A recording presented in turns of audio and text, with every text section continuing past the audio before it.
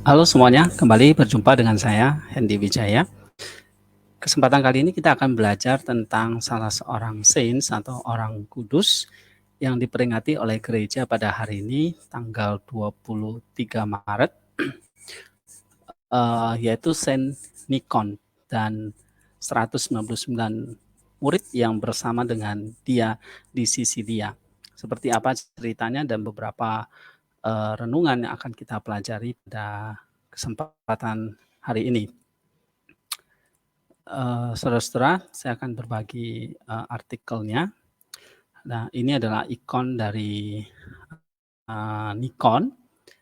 Dan kita lihat bahwa Santo Nikon lahir di Napoli dari seorang ayah atau bapak penyembah dewa berhala, dan ibunya adalah orang Kristen.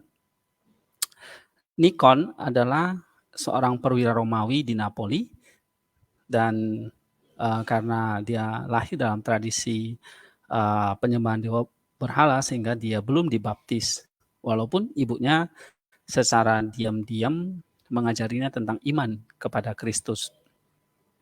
Pada satu waktu,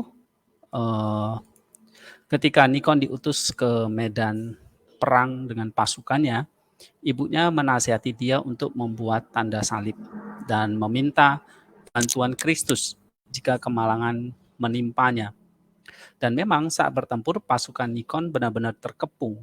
Dan menjelang akhir pertempuran, Nikon membuat tanda salib di dalam hatinya dan berseru kepada Kristus. Segera dia dipenuhi dengan satu kekuatan yang luar biasa, dan dia berhasil memukul kalah, ya, mengejar musuh-musuhnya. Beberapa dia bunuh dan yang lainnya dia paksa melarikan diri. Kembali ke rumahnya, Nikon terus-menerus berseru dengan takjub, "Agunglah Tuhan orang Kristen." Karena dia telah membuat ibunya senang dengan berita kemenangannya dengan bantuan salib Kristus, dia kemudian diam-diam berlayar ke Asia di mana Theodosius, uskup Cyzicus, membaptis dia. Setelah dibaptis, dia mengasingkan diri ke sebuah monasteri di mana dia belajar, ya, mengabdikan dirinya untuk hidup di dalam asketisme atau dalam pertapaan yang ketat. Sebelum kematiannya, Theodosius mendapat penglihatan di mana dia diperintahkan untuk menabiskan Nikon sebagai penggantinya. Segera Theodosius yang sudah tua memanggil Nikon dan menabiskannya sebagai diaken. Setelah itu menjadi seorang presbiter dan kemudian menjadi seorang uskup. Tidak lama kemudian, menurut pemeliharaan Allah, Nikon datang ke Napoli, di mana dia menemukan bahwa ibunya masih hidup. Setelah kematian ibunya, Nikon dengan 9 orang muridnya, mantan rekan seperjuangannya di medan perang, pergi ke Sisilia dan di sana mengabdikan dirinya untuk memberitakan Injil. Namun pada saat itu terjadi penganiayaan yang mengerikan terhadap umat Kristen. Pangeran Quantianus menangkap Saint Nikon bersama dengan teman-temannya dan memberikan rasa sakit dan penderitaan yang luar biasa pada mereka. 190 murid dan 9 rekannya yang dipenggal. Penyiksa mengikat Nikon ke ekor kuda, melemparkannya dari tembok yang curam ke jurang, memukulnya dan menggulitinya. Tetapi Nikon selamat dari semua penyiksaan ini. Akhirnya dia dipenggal dan tinggal bersama dengan Tuhan. Tubuhnya ditinggalkan di ladang untuk dimakan burung. Seorang gembala dengan roh jahat yang gila tersantung dan jatuh di atas jenazah martir Kristus ini. Dan segera gembala itu pun disembuhkan. Dia memberitakan tentang tubuh Nikon atau jenazah Nikon, lalu orang-orang Kristen datang dan dengan hormat menguburkan jenazah Saint Nikon. Saint Nikon menderita pada masa pemerintahan Kaisar Decius. Nah, ini ada sebuah lagu hymn, ya, kidung buat Saint Nikon yang hidup di dalam kekudusan tetapi menyerahkan jiwanya demi Kristus, demi iman yang dia percayai. Dan ini kita bisa lihat dia ditarik, ya, oleh seekor kuda, dia disiksa dan dikuliti dan pada akhirnya dipenggal. Ada satu refleksi yang ingin saya bagikan. Saint Paphnutius berdoa kepada Allah tentang siapa yang mirip dengan dia. Kemudian dia mendengar suara yang berbicara kepadanya, Kamu mirip seperti seorang pedagang yang mencari mutiara berharga. Bangkitlah dan jangan bermalas-malasan. Tetapi mengapa Allah tidak berkata kepada setiap orang bahwa ia mirip dengan pedagang mutiara itu? Karena banyak dari kita tidak mencari mutiara. Sebaliknya kita sibuk dengan lapisan tebal debu murahan. Tidak semua yang diangkat jaring dari dasar laut adalah mutiara. Terkadang hanya lumpur dan pasir. Orang bodoh mempertanyakan atau memperebutkan lumpur dan pasir, seolah-olah itu adalah mutiara. Hanya pedagang yang melemparkan jala ke laut berkali-kali mengenali mutiara sejati. Dia menariknya, menyaringnya dari lumpur pasir sampai dia menemukan satu butir mutiara. Mengapa Tuhan membandingkan Paphnutius dengan seorang pedagang? Karena Paphnutius memberikan semua miliknya, menginvestasikan semua usahanya dan seluruh waktunya untuk menemukan satu butir dari mutiara yang sejati. Mutiara sejati itu adalah hati yang dibersihkan dari semua hawa nafsu dan pikiran jahat dan dihangatkan oleh nyala cinta kepada Allah. Bangkitlah juga di dalam diri kita, hai manusia, dan jangan malas. Hari perdaganganmu mendekati senja. Nah, kita bisa lihat Paphnutius dan juga Nikon adalah orang-orang yang menginvestasikan seluruh hidupnya untuk mendapatkan satu mutiara yang sejati itu, sehingga Allah menyatakan dirinya kepada mereka dan mereka boleh menikmati kemuliaan di dalam Kristus. Nah, kita belajar satu renungan dari Rasul Yohanes ya, yang dia tulis di dalam Wahyu 1 ayat yang ke-17. Dia berkata, ketika aku melihat dia, tersungkur aku di depan kakinya sama seperti orang yang mati.